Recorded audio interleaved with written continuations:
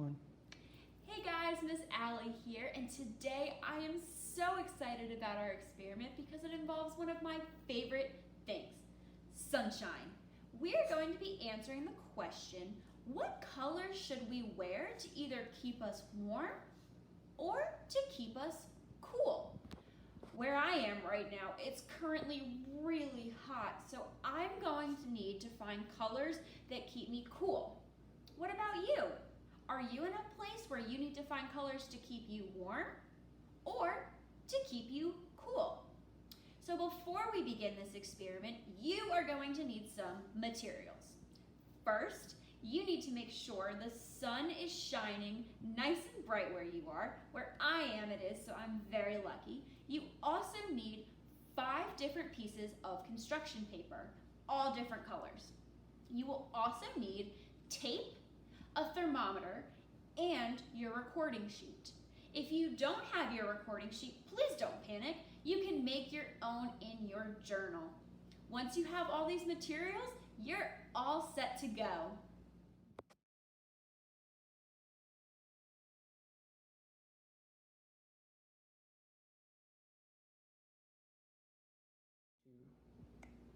Before we begin, I want us to make an educated guess or a hypothesis, which is part of the scientific process, about what colors you think are best to keep us cool. So you are going to pause the video and record your thoughts in your journal.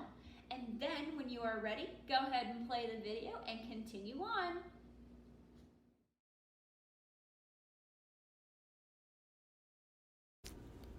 One thing that I mentioned before was the scientific process. I've included a picture so you can have a visual. We started with our question.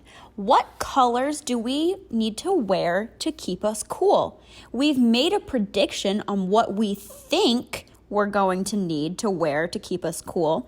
We've talked about our materials and what we're going to need to conduct this experiment, and now we're about to conduct this experiment. So I wanted you to have an idea of the scientific process to be able to keep in mind as you're going through. Now, this just doesn't apply to this specific experiment, and I'm sure you've talked about it in your classes before, so make sure you're keeping this in mind as you're going through each experiment in your STEM box.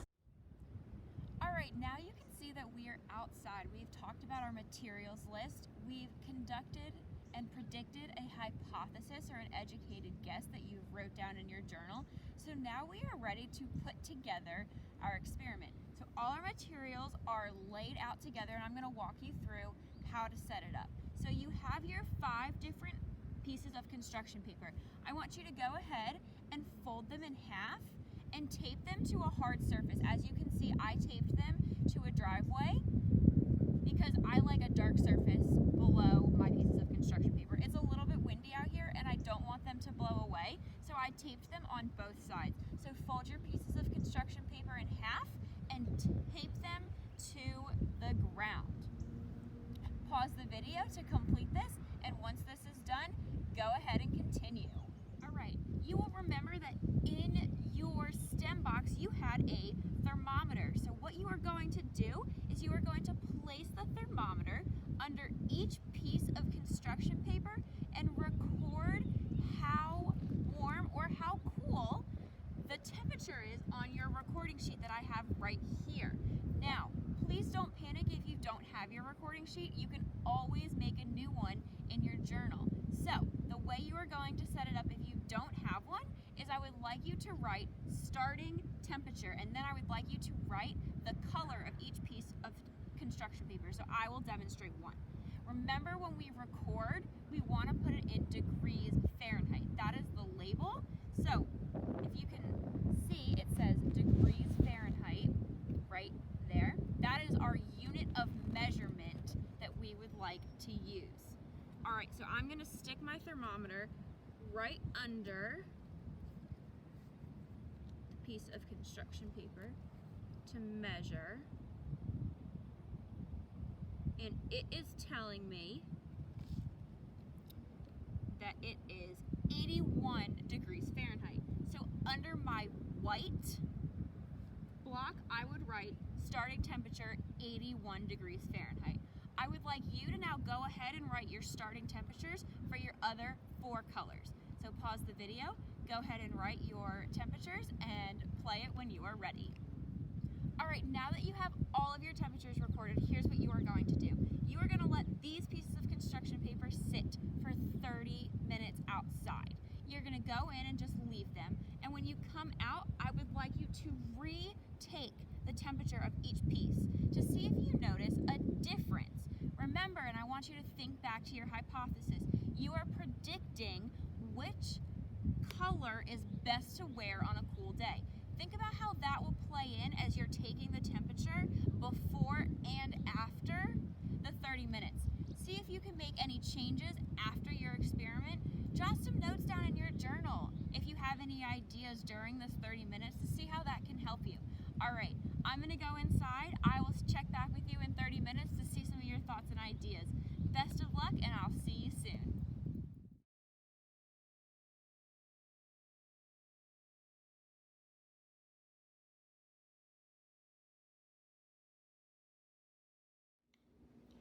Okay, so now you have waited 30 minutes, and if you were like me, I was on the edge of my seat the entire time. I want you to go back outside, and with your thermometer, I would like you to record the temperature of your construction paper for each of the 5 pieces that you laid down. Now, I want you to go back to your hypothesis and see if you are correct. Did you pick the right colors to wear to keep you cool? If so, awesome job. Give yourself a nice pat on the back. But if not, no worries at all. We are going to talk about why some colors are better to keep us cool and why some colors are better to keep us warm. Different colors reflect and absorb the sun's energy. Let's take a minute and talk about those 2 words. The word reflect means to bounce off, while the word absorb means to take in.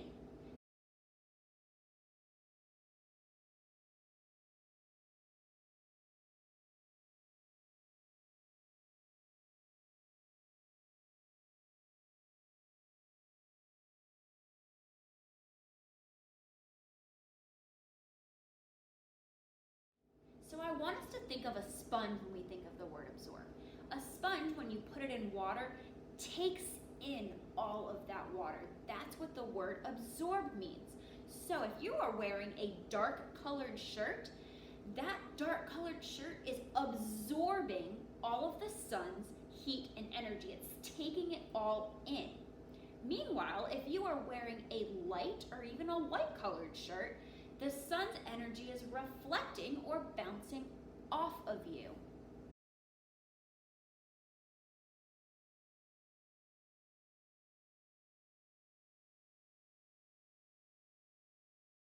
That means your results, when you looked at them, your construction paper, the black one was probably a higher temperature than some of your other colors, right? There wasn't a mistake. Let's apply that to clothes. So if you wore a black shirt out, you are going to be a lot hotter because the sun's energy absorbed into your clothing. Think about that the next time you go out on a really hot day. It might be a smart idea to wear a white shirt.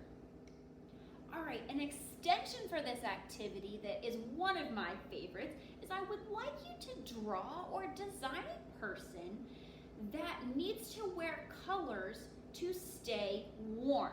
So we just talked about all the colors to wear when you stay cool. I want you to now think, using our vocabulary terms, reflect and absorb, what colors someone might need to wear if they are staying warm.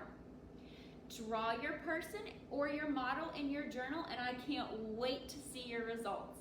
All right, that's all for now.